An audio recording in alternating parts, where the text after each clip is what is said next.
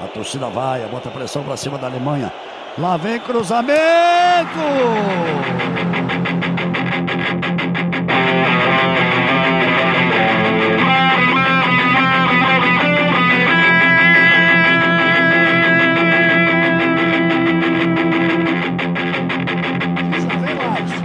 E lá vem mais!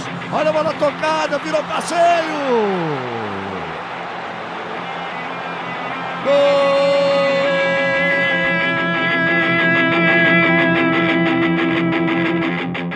Olá, cidadão e cidadã, tudo bem? Eu sou Vitor Souza e está começando o Plantão 7x1, o Breaking News do Midcast. Esse é o nosso formato que busca trazer debate e informação sobre algum acontecimento extremamente relevante com impacto nacional. A única edição ocorrida até hoje foi em 2018, durante a greve dos caminhoneiros. Depois disso, outros acontecimentos já mereceram um Plantão 7x1 aqui no Midcast, mas sabe como é que é, né? Gravar podcast é meio complicado, essa coisa que se chama agenda. Que para o evento desse episódio, finalmente os astros conspiraram e tudo deu certo, pois estamos aqui. Então eu vou explicar brevemente o formato. Nós vamos debater o tema em 35 minutos corridos e cronometrado, sem musiquinha no fundo e tal. E ao final desse debate, cada um vai opinar quem que está levando 7x1 sobre a situação em questão. E nessa gravação, que está ocorrendo aqui no dia 17 de maio de 2019, vamos falar sobre as manifestações de 15 de maio contra os cortes ou contingenciamento, como você preferir, dos recursos para a educação efetuados pelo governo Bolsonaro e, consequentemente, também foram manifestações contra o próprio governo.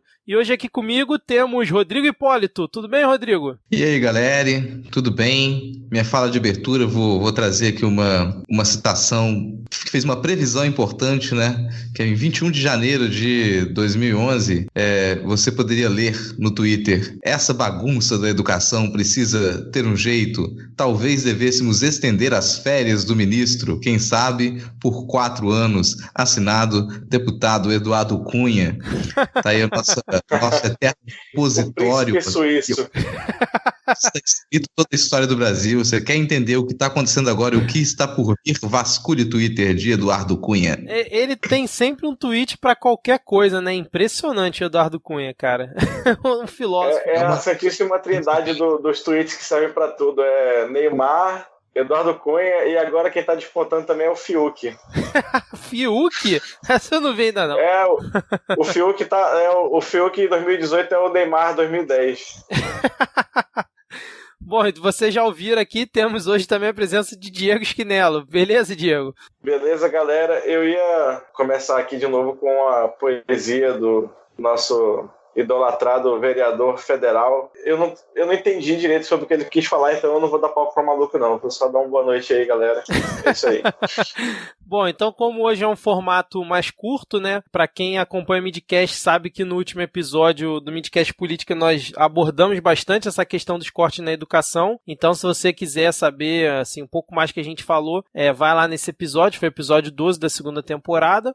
Vai ter link aqui na descrição desse episódio. Mas de qualquer forma eu vou dar um breve panorama sobre o assunto antes de começar a cronometrar os 35 minutos, para quem eventualmente está perdido aí no mundo e não está sabendo o que aconteceu no dia 15 de maio. Então eu vou recapitular que foi o seguinte: no dia 8 de abril, né, a gente teve o Abraham Van Weintraub, acho que eu falei certo dessa vez, hein, Rodrigo? Pode falar Van Torp também, que eu acho que funciona. Van Torp, tudo bem. Ele foi Chama de Abrão também, sério. Abrão é melhor, né? Então, no dia 8 de abril, o Abrão foi nomeado ministro da Educação do governo Jair Bolsonaro. Ele foi anunciado após a demissão do Ricardo Vélez Rodrigues. Alguém tá com saudade já do Ricardo Vélez? Ai, que saudade do meu ex. Depois de uma crise interna que rolou lá no MEC, né?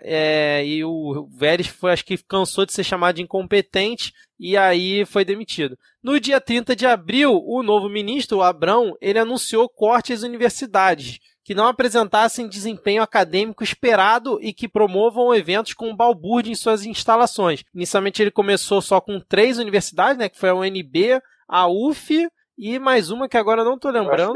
O FBA, isso. E aí depois ele estendeu para todas as universidades esse corte, né? Então ele anunciou esse contingenciamento, que é como o governo chama, de verbas, que são verbas dos gastos não obrigatórios, né, do orçamento das instituições federais. e no fim das contas o valor, né, que se chegou foi que o MEC bloqueou 24,84 desses gastos, lembrando que essas despesas incluem conta de água, luz, compra de material básico, além de pesquisas e outras coisas que o Rodrigo e o Diego, se quiserem depois explicar com muito mais propriedade do que eu, vão poder explicar. E as verbas obrigatórias, que são mais ou menos ali 86%, que inclui salários e aposentadorias, não seriam afetados por esse contingenciamento, né? E aí o que aconteceu?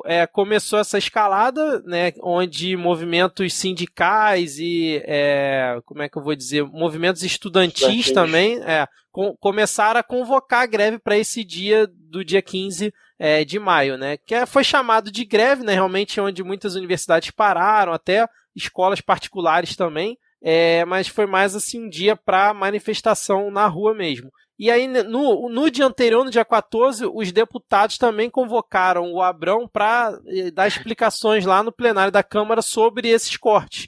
E aí acabou que no dia 15 ele foi lá e ficou meio que 2 eventos paralelos, né? As manifestações nas ruas, o Abrão fazendo a sua explicação lá no plenário e o Bolsonaro lá nos Estados Unidos para receber lá o troféu fake dele lá em Dallas. Então, assim, basicamente o panorama é esse. Agora eu vou começar a cronometrar aqui os 35 minutos para a gente poder começar a bater o papo. Então, valendo aqui 35 minutos no relógio.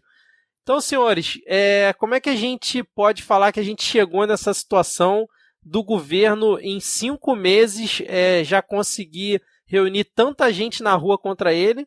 Parece que foi a maior manifestação contra um governo no seu início, né, desde a redemocratização. Como é que a gente conseguiu chegar nessa situação? Foram só os cortes que o MEC promoveu? Foram os cortes aliados à ineficiência do governo? Ou foi também um pouco da esquerda que tá desde a eleição chateada com o Bolsonaro ter sido eleito e finalmente o governo de tão ineficiente que conseguiu unir a esquerda para ela ir para a rua, principalmente a esquerda, né? Como é que vocês viram essa situação aí? Eu acho que é uma conjunção astral, assim, por isso que a gente precisa recorrer ao Olavo, porque só uma grande conjunção astral, uma organização do universo para poder nos trazer esse quadro, né?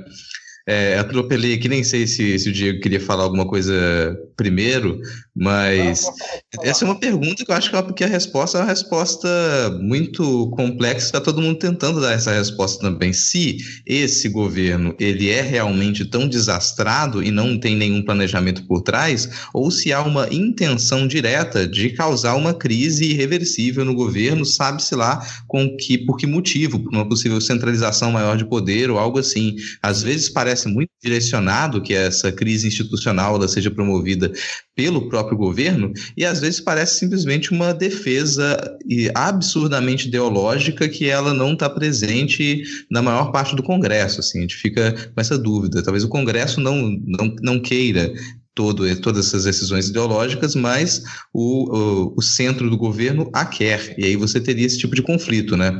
A gente colocaria esse tipo de gente como ministro. Exatamente. Eu acho que na conjuntura já estava posta e essa questão do corte nas verbas da educação, vale lembrar que não foi só nas universidades, né? A educação básica também sofreu cortes, exato, proporcionalmente talvez até maiores, mas acho que esses cortes foram, digamos, a piscina olímpica d'água que faltava para transbordar o copo. Porque a conjuntura já vinha se construindo. É que não dá pra dizer que foi uma gota d'água também, né? Mas. E, assim, e como você falou, né? Obviamente, principalmente gente da dita esquerda vai pra rua, mas nessa manifestação tinha gente de tudo quanto era lugar do espectro político, saca? Porque a gente sabe que os ocupantes da universidade ainda não são de maioria de pobres, etc e tal. Muito pelo contrário, então tem muita gente aí que ficou com medo de perder sua bolsa de mestrado e doutorado, que não é de esquerda, que não é das classes aí menos privilegiadas da sociedade, que estavam na rua do mesmo jeito também, né, na quarta-feira. Exatamente. Dois fatos que me chamaram a atenção nesse caso foi o seguinte, eu acho que foi o Leandro Ruschel, que é um bolsominion aí, de extrema direita do Twitter, que ele falou uma coisa que eu concordo, né? O governo Bolsonaro, ele tá tão... Não sei se foi ele, não deve ter sido ele não, deve ter sido algum outro ex-apoiador do Bolsonaro, apesar que o Ruschel ainda é. Que ele falou que esse governo ele é tão ineficiente que ele conseguiu unir a esquerda de volta, né, cara? Pra poder a esquerda se organizar e ir pra rua. Então, eu acho que foi mais ou menos isso mesmo. E uma outra coisa que também eu queria falar aqui, que eu percebi que esses protestos, não sei se vocês também viram, não sei se vocês chegaram aí em algum, ou viram pela TV, mas assim, eu vi bastante gente, sei lá, com as bandeiras dos sindicatos e da Uni, né, que foram os movimentos que encabeçaram os protestos. Mas eu também vi muita gente de partido, né? Mas tinha muitas pessoas que só estavam lá com seu cartazinho, fazendo protesto e falando palavras de ordem contra o Bolsonaro, mas não parecia estar embarcando num movimento assim, da esquerda tentar, da esquerda, quando eu digo os partidos, né? Tentar meio que cooptar o evento para poder atacar o governo. Eu pelo menos não consegui perceber isso. Me lembrou um pouco, aí me dá até um certo receio, o começo daquelas manifestações grandes de 2013, né, que também era aquela coisa de não usa bandeira, não tem bandeira, aqui não sei o quê, e a gente sabe onde é que isso foi parar. Como é que vocês viram esse ponto aí? Olha, eu percebo algumas diferenças, assim, Vitor, entre o que aconteceu em 2013 e o que está acontecendo agora. Primeiro que em 2013 você tinha um histórico, um início ali dos protestos num clima muito diferente, né? Que era aquele clima de tentar impedir o aumento do preço da passagem, e depois isso se transformou num emaranhado de pautas que foram cooptadas por movimentos organizados. Uhum. Esses movimentos organizados agora eu não os percebo, e eu também que esse tipo de protesto já não começa com uma pauta pequena, uma pauta localizada, que era impedir o aumento da passagem. Já começa com uma pauta mais ampla e direcionada para a União, já começa contra o governo. Aqueles protestos de 2013 iniciaram contra o governo. Outro aspecto que para mim é muito importante é que em 2013 a grande massa de pessoas que começaram a ir para a rua logo depois que as pautas cresceram, que deixou de ser um movimento pelo passe livre, essas pessoas iam para as ruas pela primeira vez. Muita gente ali nunca havia participado de protestos. Nesse caso agora, mesmo os estudantes mais jovens, mesmo aqueles que eram secundaristas em 2013, 2014, 2015, agora já são estudantes do ensino superior ou já almejavam o ensino superior e participaram de protestos em 2013, 2014 e 2016. Então tem pouca gente ali que é newbie em protesto. A maioria já tem alguma localização e tem também o discurso que existe sobre os protestos de 2013 que nos influencia agora. A existência desse discurso, mesmo que não seja uma compreensão muito aprofundada do que aconteceu em 2013, mas a consciência de que aconteceu algo desagradável a partir daqueles protestos, influencia o que a gente faz agora. Mas eu concordo com você que já de início a gente não teria bandeiras muito nítidas ali, tem a presença dos sindicatos, sim, poucas bandeiras de partido, mas ao mesmo tempo eu não percebi, com exceção de algumas coisas muito pontuais, uma repúdia à presença de algumas bandeiras de partido. Aqui em Vitória tinha bandeira do PSTU sendo levantada, do PCB também. Acredito que quando se aparece uma faixa do Lula livre, você cria um pequeno desconforto porque já tem uma discussão em cima disso. Sim. Mas com exceção disso, não me parecia ter essa repúdia assim, e eu tenho a expectativa de que não se crie, que a gente não volte a ter essa posição antipartidarista, anti-bandeira que ela levou ao que levou, né, depois de 2013. Exatamente. Duas coisas que eu vi que eu achei interessante também, que você falou do Lula livre. Em Brasília tinha uma faixa gigante de Lula livre no meio daquele monte de gente, e aí foi até uma das armas que a galera da oposição usou, né? Tipo, olha só, esse protesto sendo cooptado, o que essa galera quer, na verdade, não estão lutando contra a educação, mas foi um caso muito pontual, e eu vi muita imagem dos protestos, né?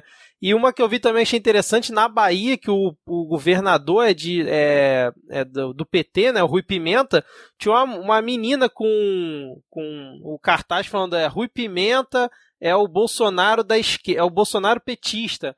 E, tipo, ela tava lá no meio do protesto, fazendo a sua reivindicação também, né? E não vi nenhum caso de pessoal agredindo quem tava com roupa, por exemplo, do PT, como você falou, do PSTU. E eu tava escutando o Foro de Teresina também, que a Malu Gaspar falou que ela falou com vários amigos dela, jornalistas, e nenhum deles relatou ter sido hostilizado nos protestos, coisa que ocorria muito lá em 2013, né? Sim. Uhum. Não, acho que num cenário mais macro, eu consegui perceber nessa manifestação agora, que foi a primeira grande reunião, né, uma fala que tinha sido feita numa plenária que eu fui em fevereiro, de todos os servidores públicos federais. Aí eu fui lá em Brasília, e eu até achei interessante que todas as falas das lideranças das entidades, né, já vinham com essa fala de união, né? Não, vamos se unir, construir união, não sei o que e tal. E aí parece que essa mensagem conseguiu permear assim a galera, porque de fato, tipo, tinha algumas bandeiras, mas muito pouco, né? Aqui ainda mais aqui no Amazonas ainda calhou de ser a tempestade perfeita, porque aqui os professores da rede estadual estão em greve e os professores da rede municipal de Manaus também estão em greve. Então, aqui juntou todo mundo, desde do maternal até o doutorado, na manifestação. E foi muito bonito, inclusive. Vi vários professores meus lá, que eu estudei engenharia, e o professor da engenharia não é muito chegado nesse tipo de coisa, né? Fiquei até gratamente surpreso, né? Até comentava com uma amiga minha que, assim como no Ele Não, ano passado, esse tipo de ato é onde você quer encontrar o maior número de conhecidos possível, né? Pra você ficar um pouco mais reconfortado, assim, pô, essa pessoa tá aqui, que bom. Isso você tocou num ponto interessante, Diego. Isso lembra muito também a manifestação do Ele Não, né? Que tinha um foco específico, né? Vamos dizer assim, um inimigo comum. E, tipo, não foi cooptado por nenhum partido. Óbvio, né? Participou na época Marina Silva, o Haddad participou desse 15 de maio também. Mas não foi nada que, tipo, algum partido levantou como bandeira. Foi aquela coisa que pareceu mais orgânica. E o que você falou também que eu achei interessante é que, cara, pelo menos aqui no protesto do Rio, eu vi algumas imagens de São Paulo também, tinha muita garotada, né? Muito secundarista, como você falou. E tinha, tipo, os professores. E, cara, foi uma mistura muito grande mesmo. Eu estava até vendo aqui que em São Paulo a estimativa foi 250 mil, a polícia não dá estimativa oficial, e no Rio foi 150 mil, que a polícia também não dá estimativa oficial.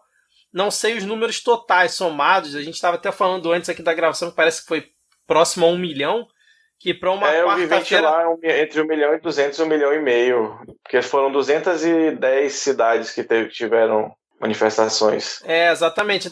Tem até um número um pouco divergente que eu vi no Globo, falaram 173, mas acho que depois eu vi na Folha, falaram mais de 200. Mas assim... porque essa matéria do Globo, ela foi do meio do dia, assim, então tinha algumas cidades que não tinha começado. Essa da Folha já saiu no final do dia.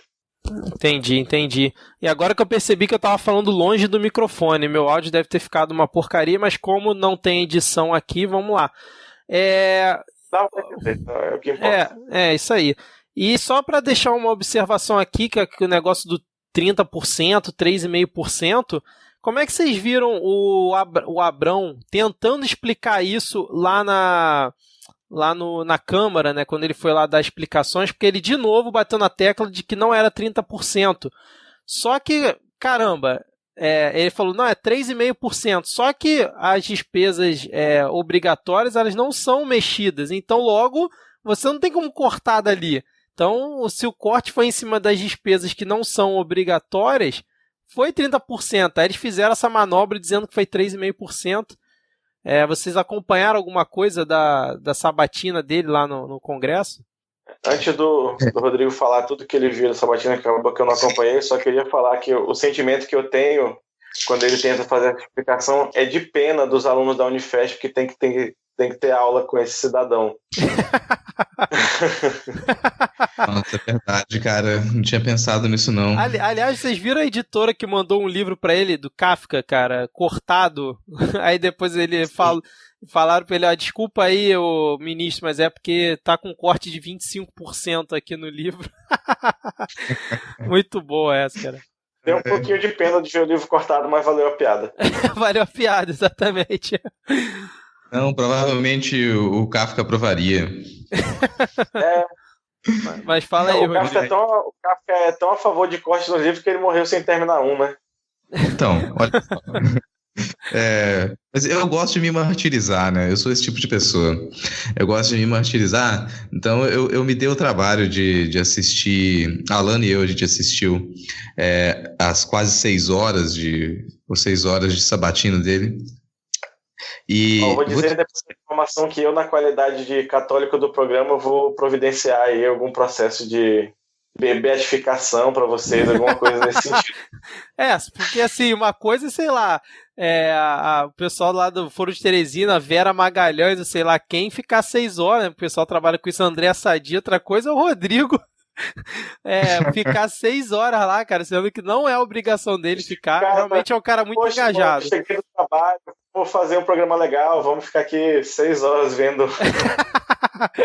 Não, de vez você faz isso entre as refeições também, mas assim, vou confessar que algumas partes a gente adiantou porque é impraticável você ouvir alguns parlamentares do PSL e do Patriotas quando eles tomam o microfone para gritar alguns absurdos. Isso é impraticável. Mas a maior parte das falas do ministro, que deveriam ser respostas às perguntas, elas não foram respostas às perguntas. E essa foi uma das coisas mais ofensivas dessa sabatina. Em ordem da sabatina, no início ele trouxe uma apresentação de PowerPoint com alguns gráficos, o que ele chamava de dados, e o que tornou constrangedor é que os 40 minutos de apresentação inicial dele foram uma explicação de como funciona o sistema educacional público brasileiro e de quais eram as metas do nosso PNE. Ele terminou essa explicação e não trouxe nenhuma informação das razões pelas quais ocorreram esses cortes, e ainda continuou a afirmar que eram 3,5%. À medida que as deputadas e deputados declaravam, faziam suas declarações, faziam seus questionamentos e demonstravam por A mais B para ele que, olha só, você teve 31% de cortes, inclusive foi assim que o governo divulgou essa informação. Explicaram, e ele se manteve ali durante todas essas horas, repetindo aquele mantra sem substância, extremamente básico, com uma postura arrogante, debochada. Ele não só não respondia as questões,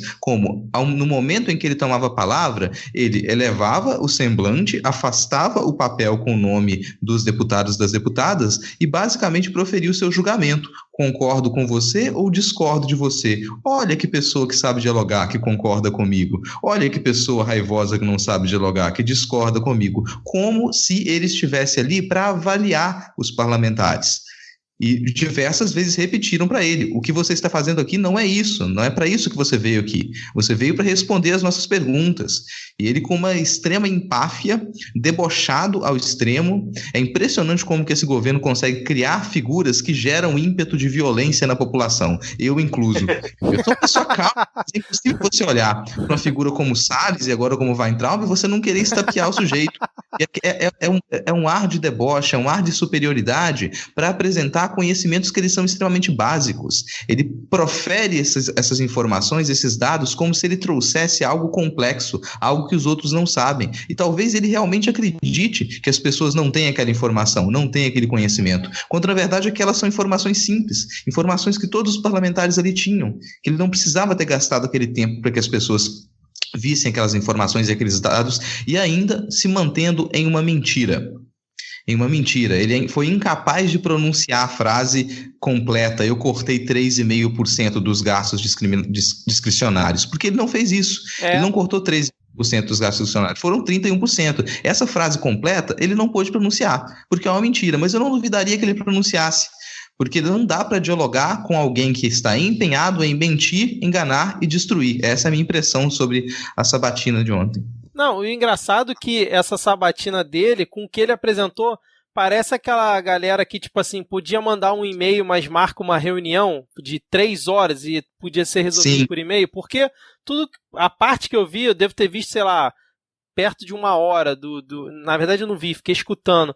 E tudo que ele falava lá, ele podia ter mandado por e-mail, PowerPoint, falar, gente, ó, tá aqui a informação. Ele foi lá, ficou só lendo o PowerPoint, e as poucas pessoas que perguntaram para ele, que eu observei, ele simplesmente atacava o deputado, né, e não respondia nada. Inclusive, questionaram ele sobre a questão da educação básica, que ele simplesmente ficava se esquivando, né, não falava direito, não respondia direito, pelo menos na parte que eu vi. E teve também a intervenção da Tabata Amaral, que eu sei que vocês não vão muito com a cara dela, mas que também eu achei muito boa, que foi a que eu vi, né? Não sei se também teve mais alguma outra interessante. Eu sei que talvez o Diego queira falar mais coisas, só para complementar em cima disso. Não, a fala da Batata Amaral, ela tá correta. Não tem nada de incorreto nela, assim. É claro que para quem, e aí a minha alfinetada aqui no nosso host, né? Para quem é isento, quem tenta ficar no centro, sempre que aparece uma figura que ela diz não ser de esquerda nem de direita e ela tem falas coerentes, a isenção a gente abraça. E não é nada condenável nesse sentido também, mas agora a gente teve muitas outras falas incisivas ali e que tocaram naqueles pontos que a Batata tocou também, né? Mas com um elemento a mais, assim, alguns elementos a mais. É necessário que se peça incisivamente a renúncia do Weintraub, porque se ele não sair, o planejamento dele fica nítido, e cada vez mais isso vai se acirrar. Então é necessário pedir a renúncia dele, nesse caso ela não pediu. Eu gostaria de exaltar Jandira Fegali, que teve para mim uma das falas mais pesadas, mais densas e mais importantes. Eu vi a da Jandira, eu vi, cara. Além de confrontar os dados reais para ele, fazer inquirir o ministro, ela traz essa fala importante que para mim toca aí no centro dessa disputa ideológica, que é essa cruzada contra o mito do marxismo cultural, e ela se afirmar comunista e querer que ele, olha, na cara, diga, você quer dar tiro na cara de comunistas? E ele não conseguiu responder a essa questão. Ele saiu ali dizendo, olha, eu não tenho nenhum registro na polícia, eu sou um cidadão de bem, mas não respondeu. Para mim esse é o centro da questão, uma disputa contra o mito do marxismo cultural que vai levar à destruição da nossa educação. Excelente. E fala aí, Diego, quer falar alguma coisa sobre esse ponto? Não, sobre como eu disse, eu não tenho esse instinto masoquista que o menino Rodrigo possui. Eu acabei não olhando muito, não vendo muito. Eu vi uma outra fala, li uma matéria, eu dei uma olhada naquele PowerPoint que ele apresentou. Tinha acho que 40 e tantos slides e assim, tinha muito chovendo molhado, mas pelo menos eles estavam esteticamente melhores do que os slides do Deltan Dallagnol, então já é um ponto positivo. Sim. Né? Pelo menos a estética do slide o ministro sabe fazer para dar as aulinhas dele de economia errada lá na Unifesp. Mas eu queria trazer, não sei se alguém quer falar alguma coisa sobre isso especificamente, eu tinha uma outra pauta para trazer. Não, eu só queria falar que, tipo, o Rodrigo tá falando que tinha que pedir pro Abrão sair, mas, cara, a gente já pediu pro Vélez sair e veio o Abrão. Vai pedir pro Abrão sair, vai vir quem no lugar, cara? Tem que ter um pouco de calma. Cara, não tem como aceitar que uma pessoa que ela não só não está aberta ao diálogo, como ela está disposta a mentir até as últimas consequências. E no caso do Abrão, é pior porque o Vélez perdia a cabeça. O Abrão ficou 6 horas lá, de certa maneira calmo, repetindo a mentira e manteve as suas ideias nefastas em prática. Tanto que a gente vai ver, daqui a pouco a gente vai comentar a queda de mais um presidente do INEP, a gente vai comentar isso daqui a pouco. Só queria fechar a minha impressão disso numa coisa que talvez seja interessante para vocês, assim, já que vocês não assistiram a sabatina. Algo extremamente curioso nessa sabatina é que toda a oposição, obviamente, foi muito questionadora com o ministro. O centro também, de forma generalizada, os partidos do Centrão também questionaram e muitas vezes fizeram declarações apoiando as manifestações que aconteciam naquele momento nas ruas. Sim. A situação, basicamente, o PSL e o Patriotas defenderam ferrenhamente o ministro. Os demais os demais parlamentares, se eles estão aliados ao governo, que eles estão dentro da situação, não vieram com essa postura, não. Fizeram perguntas, fizeram questionamentos, tentaram se afastar do governo ou, no máximo, proteger o presidente e desvincular o presidente desse tipo de decisão. Muitos tentaram fazer isso. Então, você viu uma minoria, uma pequena minoria do Congresso, que são aqueles PSL patriota ferrenhos mesmo, e meio transtornados, que eles conseguiam defender as posturas do governo de forma generalizada. Oposição, centro e situação já não concordavam também com aquela postura, porque eles sabem que historicamente não funciona você mexer com estudantes e professores no Brasil, que isso vai inevitavelmente gerar manifestação. Exatamente, pressão vindo da rua no mesmo momento que tá rolando o evento lá, né, eles com certeza não iam ser contra, né. Mas fala aí, Diego, a gente tem 11 minutos ainda de gravação. Eu só não lembro agora se foi ontem ou se foi hoje pela manhã. Teve uma reunião da direção da ANDIFES, que é a Associação Nacional de Dirigentes de Instituições Federais de Ensino Superior, com o ministro para tratar dos cortes, né? E, obviamente, ele também manteve esse mesmo tom arrogante e redutível, que não vai suspender, que não vai voltar atrás, e disse que também... Inclusive ameaçou ampliar os cortes, né? Sim, vou já chegar lá. E aí, falando que não vai negociar sim com a associação, que se cada reitor quiser ir lá pessoalmente e levar os deputados do seu estado para conversar, ele está disposto a ouvir, né? Ele falou que qualquer reitor pode ir lá. Se quiser trazer os seus deputados do seu estado, melhor ainda. Ou seja, a chantagem está tão clara, está tão escancarada, que ele está usando esse corte para chantagear a sociedade para aprovar a reforma da Previdência. Sim. Que ele chegou nesse nível, né? Inclusive, eu não vou afirmar aqui categoricamente, porque o site que eu vi não conheço muito bem, mas eu recebi de fontes relativamente confiáveis, ele, numa conversa com o reitor da Federal de Pelotas, disse que, se for o caso e a reforma não for aprovada, eles podem chegar até a contingenciar o pagamento de salário. Sim. Né? Atrasar, questão de 13º, por exemplo. Então, é uma chantagem claríssima. E que, honestamente, talvez, né, meio que dando spoiler / breaking news, o menino Rodrigo Maia pode dar uma pernada muito forte nele aí, porque ele vai ficar se batendo todo para aprovar a reforma da Previdência, mas que reforma? Sim, só contextualizando aqui o que o Diego falou, essa questão do eventuais cortes em salários não está confirmado, né? Estão ventilando aí, então tem que aguardar.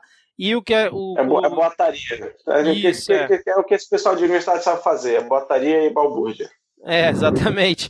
E o que o Diego também comentou do Rodrigo Maia, que parece, saiu uma reportagem na Gazeta do Povo, que o Rodrigo Maia está articulando um novo texto, uma nova proposta de reforma da Previdência para apresentar no Congresso. Então, essa é a tal pernada aí que o Diego está falando. Eu só queria comentar duas coisas aqui, que é o seguinte: eu gostei muito da manifestação em Recife, Viçosa, porque Recife foi naquela avenida ali na Orla, que ficou muito bonita a imagem da galera toda ali. E em Viçosa, em Minas, a galera toda de guarda-chuva, vocês viram? Na avenida, assim, todo mundo de guarda-chuva lá no meio da chuva, estava lá no protesto firme e forte.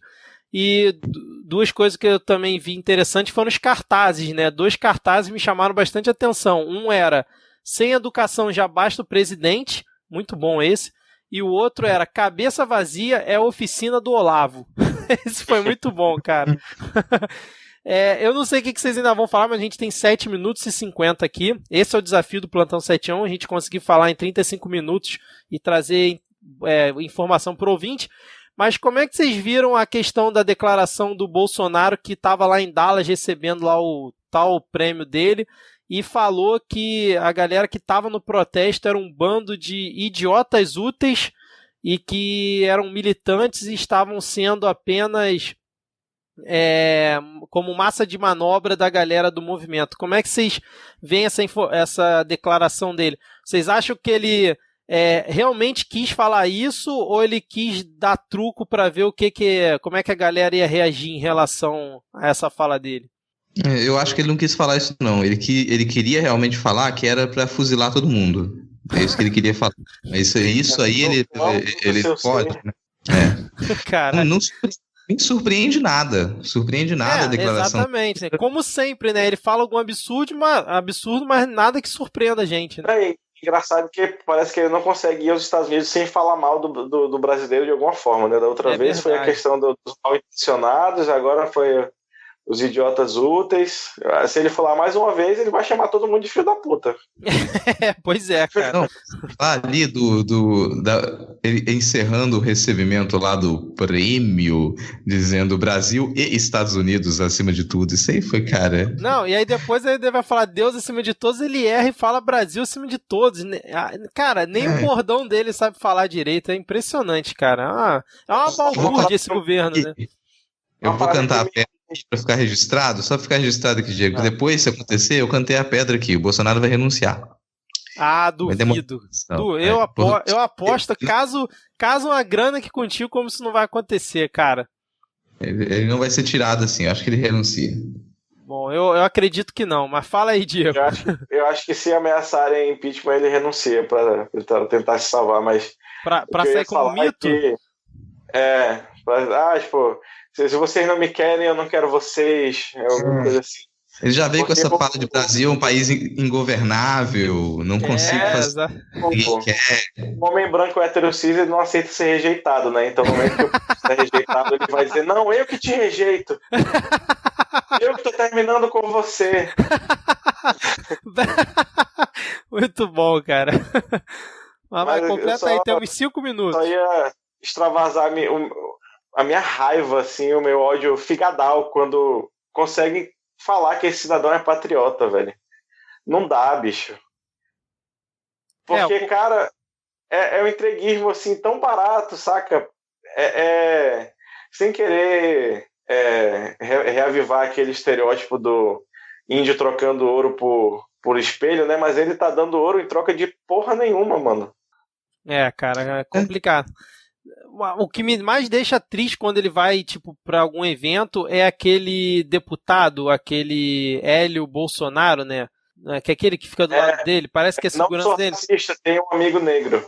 O cara, ele usa ele como se fosse, sei lá, cara, papagaio de pirata que fica ali sempre vestido com uma roupa diferente. Botaram um chapéu de texano nele pra ele ficar andando lá do Bolsonaro. Cara, é um circo, é um teatro bizarro. É uma balbúrdia esse governo, né? Mas vamos lá, a gente só tem 4 minutos. Eu quero saber de vocês o seguinte: vocês acham que o movimento vai continuar crescendo ou o governo vai ter que recuar devido à pressão nas ruas? Como é que vocês fazem essa previsão aí? Lembrando que a gente está aqui no calor do momento ainda, né? Dia 30 tem greve, tem de novo, viu? A Uni convocou, hoje já a Fasobra aderiu, acho que o Andes deve aderir também nessa semana ainda. Então a pressão vai continuar. E lembrando que vai ser a antessala do dia 14 do mês que vem, que aí é a greve geral de toda a classe trabalhadora. Mas você acha que esse do dia 30 vai ter corpo, esse movimento, cara? Eu acredito, sinceramente, que vai ser um pouco menor, mas vai acontecer. Entendi. E você, Rodrigo? Eu não acredito que o centro do governo, o centro nervoso do governo ideológico olavista, eu não acredito que esse centro nervoso ele recue. Ele não demonstra que ele precisa ser retirado. Todas as vezes que esses malucos olavetes eles começaram a se movimentar, eles precisaram ser retirados. E eu acredito que eles vão ser retirados. Eu percebo a maior parte da movimentação do Congresso já querendo se distanciar disso. Ninguém quer se aproximar desses olavistas. Os militares estão contra os olavistas. Então eu não acredito que o governo vai recuar. Todas essas medidas elas fazem parte de um projeto extremamente neoliberal. E eu acredito que esse projeto vai continuar sendo tocado, mas ele vai cada vez mais ser desvinculado desses posicionamentos extremos e ideológicos dos olavistas. Isso vai começar a ser banido do governo. Então, se existe algum tipo de recuo, vai ser esse. E aí um problema que a gente conseguir ficar atento e não cair naquela ideia de que, olha, só ficar gritando, amanhã vai ser maior, amanhã vai ser maior. Não.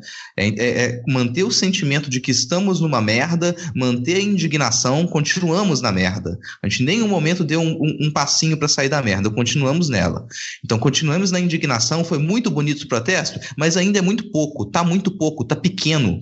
sabe? Desse jeito a gente nunca vai conseguir respirar além desse poço de merda. Então tem que continuar a crescer. Aquela ideia de positivamente, olha que bonito, nós fomos para a rua, não vai funcionar. Sabe? Não, isso não adianta. É manter o sentimento de revolta, manter a insatisfação, que com isso a gente consegue mobilização. Então o governo não recua, o projeto neoliberal continua em andamento e a gente vai ter que continuar batendo de frente com ele, mas se a gente pelo menos tirar essa guerra, essa batalha contra o marxismo cultural inexistente, a gente já pelo menos deu um passo em direção à coerência. É verdade, pô, eu concordo com você, até porque a educação ela já vem sendo sucateada há muito tempo, né? Mas o que os caras estão fazendo agora é tipo assim, parece que é dar um golpe final nela, né? Com essa ideologia deles e esse projeto que eles estão tendo. Último minuto, Diego, o que você quer falar aí nas suas considerações finais? Eu quero só concordar com o Rodrigo e dizer que a esquerda cirandeira, que me desculpe, mas se esse governo for cair, vai ser na base do ódio. Não vai ser na base do sarau, não, mano. Vai ser na base do ônibus queimado. Só então, lembrando que o Mourão é vice, crime nenhum. Não estou incitando crime nenhum. Então, eu queria muito ter tempo de falar disso, mas agora não dá mais. No episódio completo a gente fala sobre esse ponto. Mas vai ser na força do ódio. É isso aí. Vamos fazer o que é certo, queimar carro, quebrar coisa. Rapaz, não incentiva esse tipo de coisa aqui nesse canal público aqui, cara. O Midcast não é a favor de queimar carro, nem quebrar vidraça de banco. O Rodrigo e o Diego são, mas o Midcast não, hein? No caso, eu aqui. Você manifestou patinete da Yellow. Você manifestou patinete da Yellow para quebrar vidraça de banco. Bom, 2 segundos e fechou aqui 35 minutos. Parabéns pra gente. Vamos ver se os ouvintes vão curtir também. Agora, para encerrar aqui, vem a pergunta, né, que leva o nome aqui do formato, que é: quem vocês acham que está levando o 7-1 nessa história toda aqui, desses cortes? Eu acho que é meio óbvio, mas vamos lá, vamos responder esse questionamento aí. Pode começar, Diego. Eu só consigo vir à minha mente uma frase que, à época, ninguém entendeu, porque são pessoas atrasadas que não estavam a par daquela mulher à frente de seu tempo, que era a nossa saudosa presidenta. Quem ganhar e quem perder não vai ganhar nem vai perder, vai todo mundo perder. Mas assim, sendo um pouco mais sério agora, o governo tá dando 7-1, mas ele faz 5 gols contra, e a gente faz um assim, só para dizer que participou. Ele consegue se derrubar sozinho, mas se a gente não empurrar, ele não cai. Então, eu continuo muito puto também. Vamos lá, vai falar aí, Rodrigo. Lembrando pros ouvintes que tá todo mundo ainda no calor do momento aqui, né? Então, tem gente querendo derrubar governo, querendo queimar carro, mas vamos lá. Você acha então que quem tá perdendo é todo mundo? Hein? Governo, população? Porque assim, o governo tá se perdendo e tá se autoflagelando, mas enquanto isso ele tá conseguindo passar muita coisa que tá lascando a população. Enquanto isso, ele não está recuando. Enquanto isso, a Damares está invadindo a aldeia indígena. Enquanto isso, estão querendo passar a lei para retirar a reserva legal das propriedades rurais. Isso vai desmatar 6 estados de São Paulo. Então, não dá para dizer que a gente ganhou porque a gente levou uma galera para a rua. Mas o governo também não tá ganhando porque ele se dá muita pernada. Entendi. Bom ponto, cara. Fala aí, Rodrigo. Seja breve. Não, em parte eu concordo plenamente, assim, cara. O precariado brasileiro, ele tá perdendo de 7-1. O precariado brasileiro e o filho do precariado brasileiro está perdendo de 7-1. Nesse momento, nós estamos abraçados com a taça chorando. É isso que está acontecendo. Assim. E não adianta jogar esse jogo, não adianta a gente querer simplesmente reverter esse jogo em campo dessa maneira. Não funciona a gente trabalhar no legalismo, no puro legalismo com quem já não respeita nenhuma dessas leis. Não funciona a gente trabalhar, fazer o mesmo jogo com quem não está interessado em conversar com a gente, mas também não vira as costas, continua na nossa frente, mentindo descaradamente, sabe? Então não tem que jogar esse jogo, a gente tem que começar a arrancar as placas do gramado e enfiar na boca deles.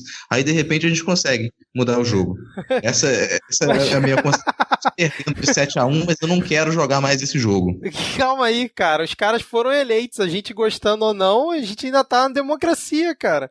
Podem continuar eleitos, comer grama toda vez que fizer uma merda. Vocês querem o quê? Quer entrar lá no Planalto, tacar fogo em tudo? Não dá, cara. Infelizmente a população elegeu eles para 4 anos, cara.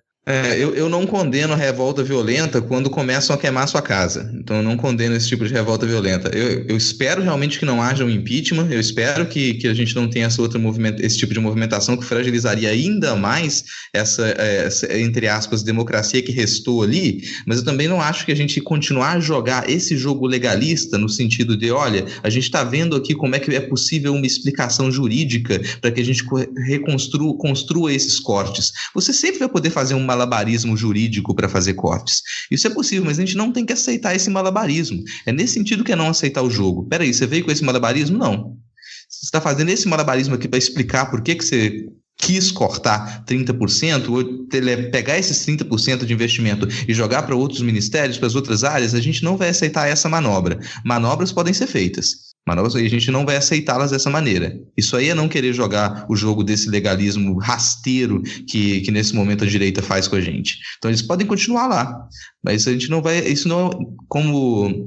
a gente falou muito de pedalada, e eu já brinquei antes que esse é um tipo de pedalada para trás, alguém falou que é uma pedalada com a corrente já solta, a gente não tem que aceitar esse tipo de coisa. Tá previsto aqui, olha só, eu tô seguindo a lei tranquilamente. Nossa, cada vez que a gente vai discutir os aspectos menores dessa lei no STF, a gente tem grandes surpresas, né? E isso demora. Então é nesse sentido que eu digo, não vamos jogar esse jogo, vamos exigir que as decisões elas sejam tomadas na direção da nossa qualidade de vida e não o contrário, porque as manobras elas vão continuar a acontecer.